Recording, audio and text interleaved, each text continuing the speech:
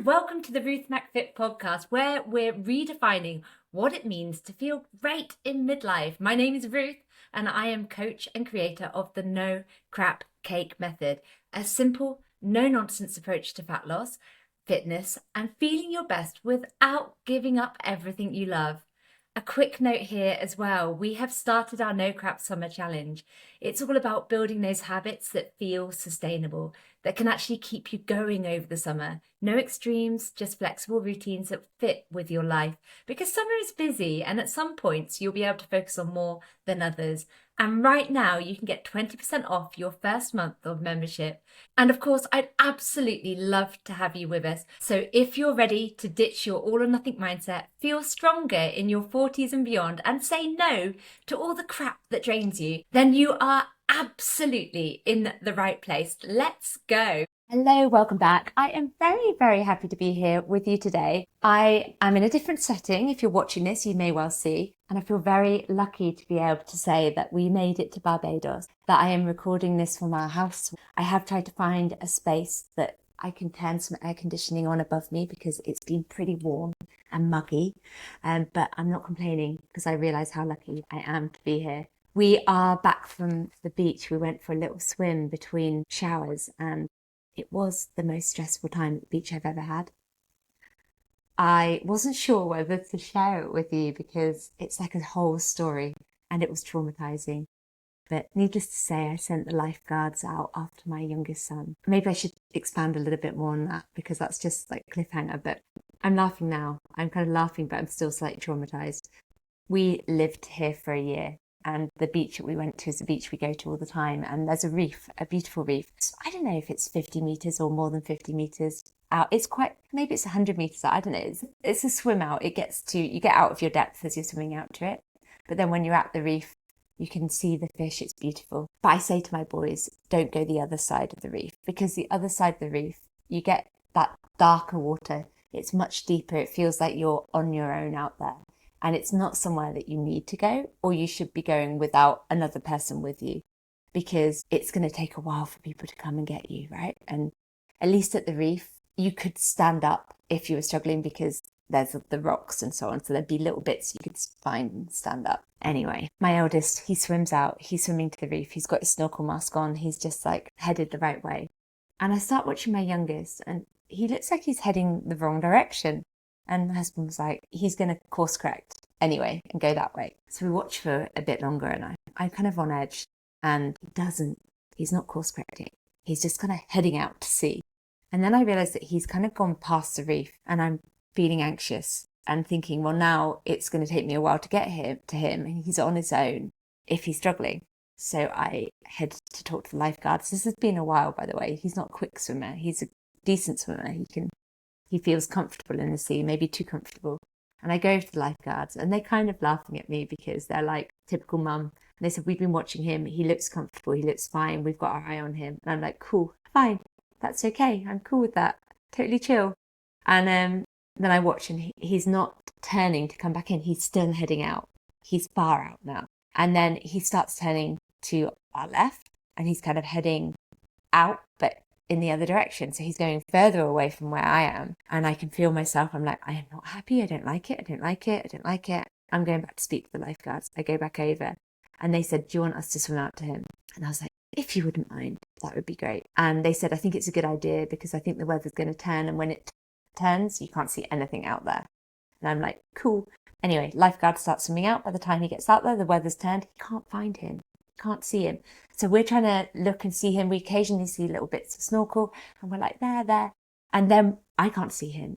And I'm thinking, oh my God, he's drowned. Like, it was sheer panic. I felt sick. My husband was like, and you feel so utterly out of control because we're on the edge there. There was nothing I could do. Me swimming in was not going to be helpful to anyone. Anyway, I saw my eldest had swum back in because sensible, because the weather had turned. So he swam back in. And so I start heading that way to see if I can see anything. Anyway, notice that my youngest has obviously swam across. He'd obviously thought, oh, it's raining. Maybe I should head back in. And he started swimming the other way. And he was still quite far out, but I started going, okay, he's obviously still choosing to swim he's not in trouble. And we're trying to sign to the lifeguard that he's that way. And another lifeguard's like, right, I'm going in, I'm swimming in. So another lifeguard swims in. And eventually, anyway, they get to Arthur. And when they get to him, I see them say something to him, and then he carries on swimming in. And eventually he comes into me. And I'm like, did you not realise that the lifeguards have been out there looking for you?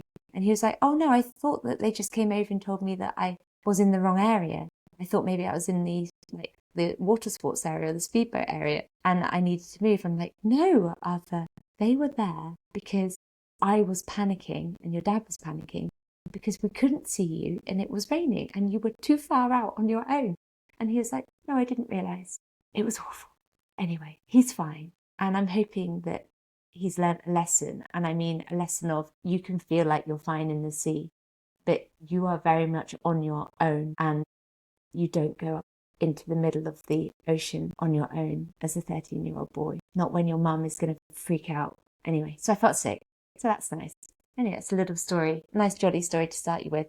Other than that, Barbados is going great. Thanks very much. The thing I actually do want to talk to you about, which is not really related to what I've just spoken about, but it is something that comes up all the time with clients, with friends, with family, and actually a conversation I'm often reminding myself of.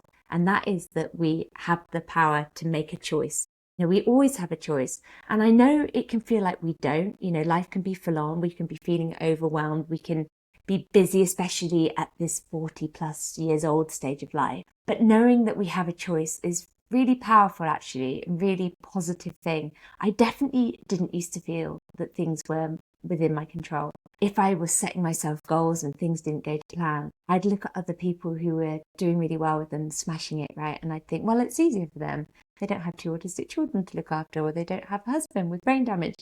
And I'm mentioning those things as like a passing note, not because I want them to be a negative thing, because actually I wouldn't change my life at all. I love my family, and there's all of these positive things that we get to do. But I would tell myself stories, I think, about how it was harder, and maybe it has been harder. But what I've learned is that I can accept that things can be harder and that there are things that aren't within my control. But I do have the opportunity to choose what I do and how I react and what I say yes to, because I'd often feel like I had to say yes, that wasn't the choice I made.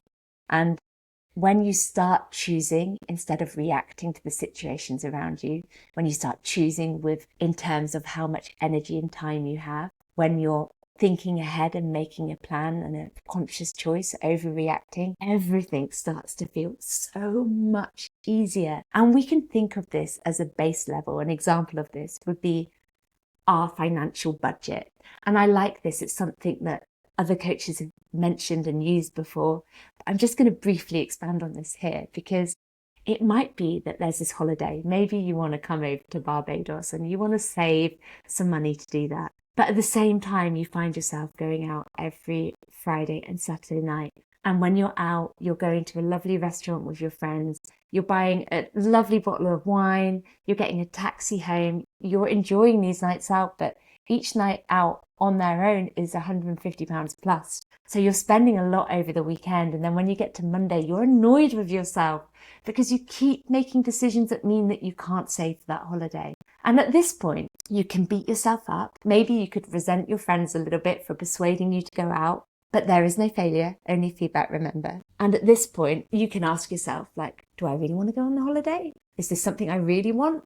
Or do I value the weekends out the most? Because it doesn't matter. Again, it's your choice to make. But it could also be that you go, actually, I'm making choices that aren't lining up with what I say I want. So I'm going to make some adjustments. And you choose again. And it might be that you still go out, but you spend a little less money. It might be that you skip one of the nights out at the weekend so that you're saving a bit of money. Or it might be that you still have this social thing going on at the weekend, but you do it slightly differently so it costs you less money. And that might be inviting friends over to your house for like a potluck style dinner so that you are spending less in general. There is no wrong decision here, and I think that's really important to remember.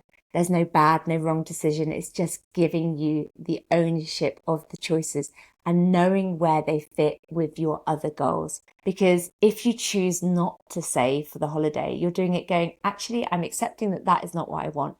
But if you choose to make some changes so you can, you're also taking ownership of those choices. You are aware of your budget, of how much money you have, and aware that you will need to make some changes if you want that. This is exactly the same, of course, with our health goals, with our fat loss goals. One meal out, one celebration, one weekend. It's never the problem. But if we are thinking of our budget, if Friday through to Monday is a complete write-off, and then we're over restricting the rest of the week, it's going to feel like you're working very, very hard for little or no reward. And it's so frustrating. And I see it all the time, and I speak to women all the time. And I don't think we always notice this pattern. I certainly didn't used to notice this pattern. And I think there are two reasons why we don't notice it. Because it can feel like we're being really, really consistent, because we're being so, inverted commas, good from Monday to Thursday or Friday. But I think what can happen is that we can be so strict during those days that we find it unsustainable. So we fall off the wagon over the weekend, and then that leads us to wanting to over restrict again the following week.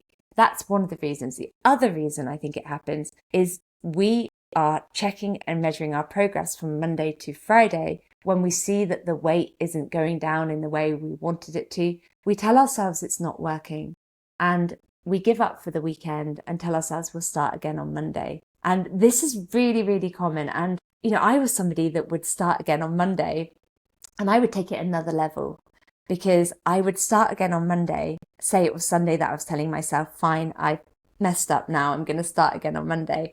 I would actually eat more that day because I was starting again the next day, because I'd feel like I'm not going to be able to eat chocolate tomorrow.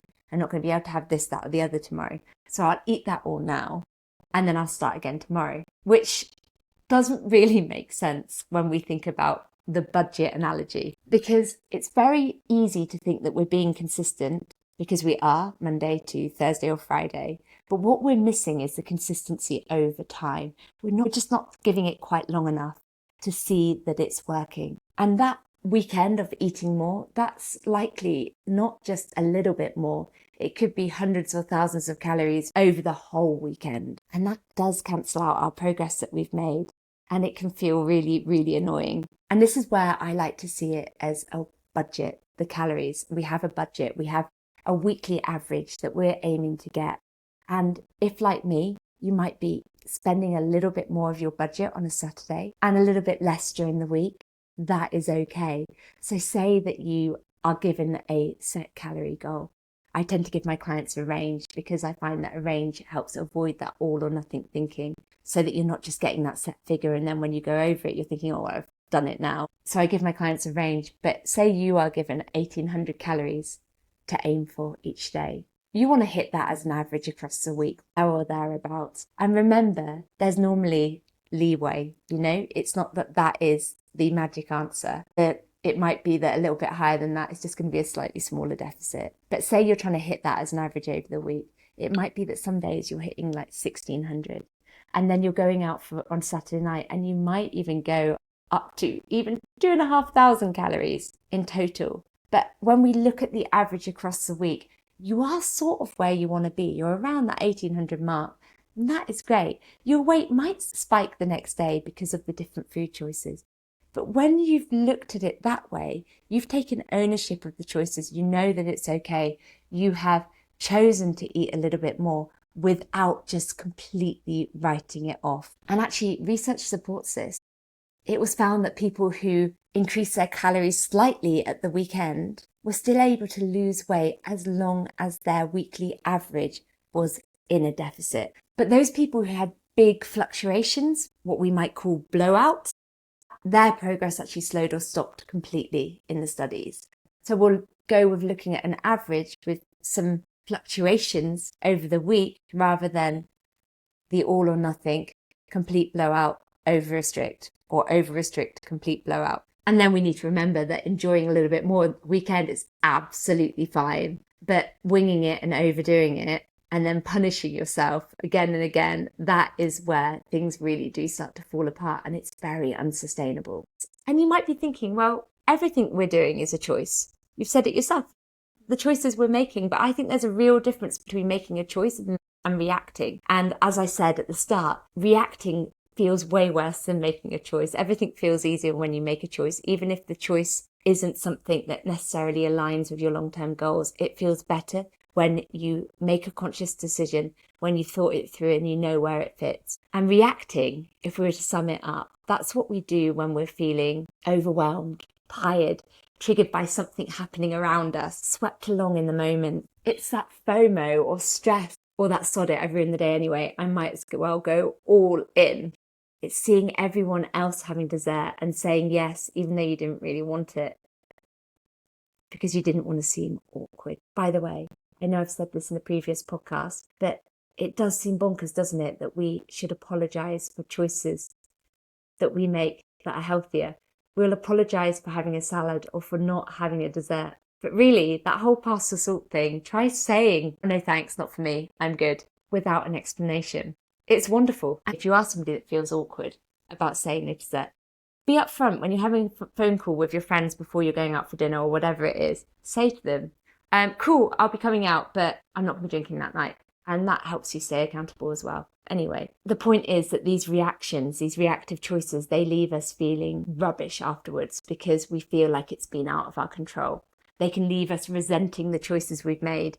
They can leave us feeling annoyed with our friends because we felt like we had to do certain things to keep them happy. But the point is, we're not here to apologise. We don't need to apologise for making those healthy choices. If I am going to have a cake, I'm going to make sure that it's an incredible one, that I am sitting down and enjoying every single bite of it. I say it again and again, but I want a Belgian bun. And if they accidentally drop 2 cherries onto my Belgian bun by accident, that is fine. But I'm not going to be apologising for eating that. And I'm not going to be apologising for saying no to the crap that I don't want. I'm not going to be apologising for saying no to taking some bang average biscuit that's been bought at the supermarket or a dessert in a pub that I know that I could enjoy something else better at another time. I'm also not going to be apologising for stealing my husband's chips because he should know that that is going to happen, right? But the point is, we don't need to apologise for the choices we're making when they're choices. It feels so much better because choosing looks different than reacting. It's where we ask ourselves, what is important to me right now? It's planning ahead so we don't get caught off guard, so we know what we can commit to. We can be realistic with our time, our energy, and what's going on around us. We can notice the patterns that are happening and we can say, normally when I'm around this group of friends, I find it really hard with this. So I need to have a strategy for that if that's not what I want to do. Choosing is saying yes when you want to say yes and no if you don't, because you've already thought it through and you know what matters most right now. And choosing doesn't mean that you need to miss out, right? You might choose to do something that doesn't particularly align with your goals. But like I said earlier, it's what we do consistently over time. So you might have a holiday where you are not focused on fat loss at all, but that doesn't mean that you need to completely hit fuck it. It just means that right now you are just aiming to stick in maintenance and you're making a choice to be able to enjoy X, Y, and Z. It might be that you have a night out and you go, actually, this evening I am going to be having whatever I want because it's something that doesn't happen very often. And that is also fine. You make a choice and then you continue to make choices going forward. But having this flexible approach to dieting in particular is actually backed by research. They looked at flexible restraint versus rigid dieting. They actually found that people who had a flexible approach, which means they allowed themselves an occasional treat or indulgence, that there was no scarcity mindset around certain foods, those people were more successful long term. And that's because they weren't swinging between over restriction and then binging. They weren't beating themselves up after a slice of cake. The point is that after they make a choice, maybe to have something that's more indulgent, like my Belgian bun, that isn't then them feeling out of control. There's no loss of control. In fact, they're in control. It's a conscious choice. They're doing it calmly, and then afterwards, they choose again, still feeling calm and feeling in control. Obviously, if I was choosing to have cake every single day, multiple times a day, well, firstly, I don't think I'd enjoy it so much anymore because it wouldn't feel special. But secondly, I'd probably need to start looking at the balance and ask myself if things were still lining up in the way that I really want them to. And that is why I absolutely love the no crap cake condition, because like I said earlier, I'd much rather have that Belgian bun or that bakery item, that really lovely special thing, over picking at random crap all the time. And there is a little point I want to make here, because it's something that often comes up, is you might think that you are surrounded by incredible cake, and you might be. Incredible things. I use cake as an example, but it can be savoury if savoury's your bag, or wine if wine's your thing. But the point is, it's not just the taste of it and where it's from that makes it incredible. If I was to get that same cake and be rushing around eating it on the go, I would say that that's a bit crap. For me, what makes it incredible is being able to sit down and enjoy every single bite with a cup of tea and being fully present and aware, not distracted. That makes it incredible. So I think ask yourself as well when you're making your choices, because it might be you go, that is incredible and I do want that, but if I eat that now, I'm not going to enjoy it as much as if I'm sitting down and eating it later. So that's just a little nugget for you there to think about when you're making your choices. And of course, it isn't just food, is it? There are so many things that we say we want, but then the choices we're making may not be aligning with that so much. And that sleep is a perfect example of this. Like, we know that going to bed earlier is going to help us feel better, but then in the evening we're scrolling on Instagram or TikTok or whatever it is, and before we know it, we've stayed up late again. Or we say that we care about feeling better to help our injury and so on, but we skip our rehab because it's boring and inconvenient. Or maybe you're meaning to take 5 minutes to yourself each day, but you're constantly pushing yourself to the bottom of the list because you've got other things to do. And actually, this is one that I have to work really hard at still, and perhaps you can relate to this, but it's that saying that you want calm, you want to feel chill, you want that balance, but every free moment you get, you're filling it with another job. And I know that there are people out there that are feeling like this too, but it's something that I do. I will say, I am going to take some time to chill to myself today. And then before I know it, mind like a butterfly, I'm finding things that I can be doing. There's always jobs that we can be doing, right? But I think it's really important to remember, and I'm saying this for myself as much as for you, that if we say we honour calm and we want to feel chill, but then we're filling up every single bit of our day with busyness, then it's not really reflecting that. And I don't think that those jobs being left for half an hour whilst we went and chilled is really going to make any difference in the grand scheme of things. But we do it, don't we? We feel like we should be busy. There's like this guilt around not doing something, on sitting, relaxing and resting. Choose to do something that works for us. I want to share another story with you now, actually. I'll meet a lot of women who say that they want to feel good in their body. They want to feel stronger and more confident, but they have a wardrobe that's full of clothes that don't fit. And every morning it's like this punishment of reminding themselves of where they're not. It's that mood-destroying struggle when their clothes feel tight, but they don't want to buy any new clothes. And it's very easy to react with frustration or avoidance, but actually we could just go and buy a couple of outfits that fit us, that have us feeling great now, and we can still work towards our goals wearing clothes that fit us without that feeling of feeling shit. And I know that after having my eldest, Hector, I wore maternity jeans. This one pair in particular, I remember they're like Mama's and Papa's maternity jeans. They had the over-the-bump band that was like this elasticated fabric. I wore those, I would say, maybe a year, because I couldn't face up to the fact that my old clothes didn't fit me anymore. I was like, I'm not buying any new clothes because my old ones will fit me. And I would wear these manky, scruffy jeans and feel pretty rubbish because I didn't feel like me. And I didn't have a pregnancy bump anymore. So that bit just was kind of getting, well, it's probably losing its elastic by then anyway. And they were just scruffy. And it got to the point where I was like, right, that's it. I'm going to have to go and buy myself some jeans that fit me. And oh my goodness, I felt so much better because I looked more presentable. I felt more like me. And interestingly, I didn't have to wear them for very long because at that point, I then started losing weight. And you know, I say again and again that fat loss is easier when we feel calmer. And I do feel like once I let go of that internal pressure and annoyance and avoidance, and I actually started just going, okay, this is where I am, then things got easier. And I was able to focus on fat loss. Maybe just buying the bigger outfit frees up way more brain space than you realize. So, you know, there are choices to be made. But the point is that all of these things, right, they're not failures. They're just moments where reactions that we've had have taken over the choice. And the good news is that we can learn from this and we can choose again. We can see that there's this pattern. We can know that these things happen if we just stop for a moment and think about it. And I do love it when people are reflective, when they can kind of go, yeah, I actually can see what's happening here and I'm okay with it. I have a plan. So if you are someone that's saying you're going to start again every Monday, then you're not alone. As I said, I was definitely somebody that was starting again every Monday and overeating on a Sunday so I could start again on a Monday. But I do think it's worth asking yourself, why does Monday always feel like it needs to be a reset? Because if the weekend is constantly feeling like it's pulling you off track, it might not be that you're struggling with willpower or motivation. It could just be that you haven't got a plan that is actually sustainable, that allows you to have fun, to be spontaneous, and to have that flexibility without completely derailing you. And I would never encourage you to feel like you've got to be perfect. I do not expect perfection in myself, so therefore I'm not going to expect perfection with you. And if we are looking for long-term change, I think this is a very, very key point.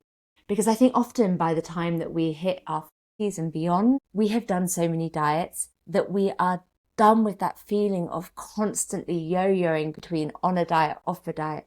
And we want to find that thing that we can sustain. And that is looking at choices that might not always align with our goals, but taking ownership of them and understanding that consistency over time, understanding our budget over the week, understanding that the choices we make are small but can make a big difference, and having some non-negotiables that you can manage on even the busiest and most full-on weekends is going to take you so far. I think it'd be a great idea if you are someone that's starting again every Monday to have a think on a Thursday night or Friday morning about what this coming weekend is looking like, to give yourself an opportunity to make a plan, to think about if there are things you can commit to. Perhaps you are able to be more active. You are able to have a decent breakfast each day. Whatever you choose is going to be different for you, but you can allow yourself to have that time to think ahead so that you go into the weekend feeling more in control. It really is just about giving yourself time to choose without the weekend just creeping up on you, and before you know it, you're there and you haven't thought about it. You're starving and you're having to choose a meal. So yeah, you can always make a choice, and that is a positive thing. There is no failure, only feedback. All of these things are opportunities to learn a little bit more about ourselves, to realize that once we might have been like that, and knowing that you choose how you show up, you choose whether you react or respond. And actually in the group this week, we've been looking at, as part of the No Crap Summer Challenge, a mantra, our own mantra. And it might sound a bit woo-woo and you might be thinking, all right, here we go. But it can be really powerful. It's almost that fake it until you make it, or also said in the Manifest book, fake it until you become it. And the mantras that we're creating are helping us or reminding us of the choices that we want to make. So some of the mantras that the members are coming up with, I'm going to try and read some of them.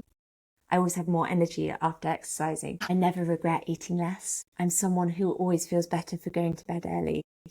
And yours could be anything you like it to be. I used to have a bit of a mantra that I'd say to myself that I'm proud I'm someone that doesn't give up. Because I think when things had got difficult in the past and I'd create these stories about why it wasn't my fault, I would actually be giving up. So saying that to myself just made it true. I'm proud of how determined I am. I'm proud I'm someone that doesn't give up. And the fact is that the mantras are reminding us that we can make a choice. And as always, thank you for being here today. And if this episode has resonated with you in any way, then I would love it if you could leave me a comment and subscribe, but also share it with that friend of yours who you're chatting to and you're always starting again together every Monday. And if you do want a little bit more support in achieving your goals in a way that works with life and not against it, that allows for the fun, the flexibility, and means that you don't ever need to go on a diet again, then come and join us inside the No Crap Cake Method.